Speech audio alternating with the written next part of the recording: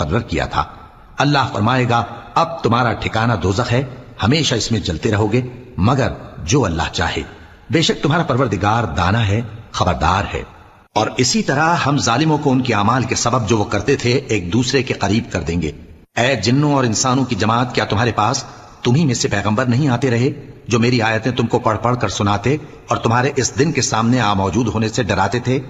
وہ کہیں گے کہ پروردگار ہمیں اپنے گناہوں کا اقرار ہے، اور ان لوگوں کو دنیا کی زندگی نے دھوکے میں ڈال رکھا تھا اور اب خود انہوں نے اپنے اوپر گواہی دی کہ کفر کرتے تھے۔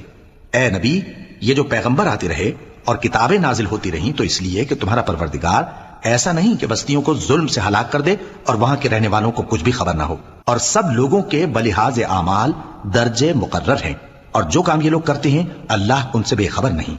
اور تمہارا پروردگار تو بے نیاز ہے، صاحب رحمت ہے، اگر چاہے تو اے بندو تمہیں نابود کر دے اور تمہارے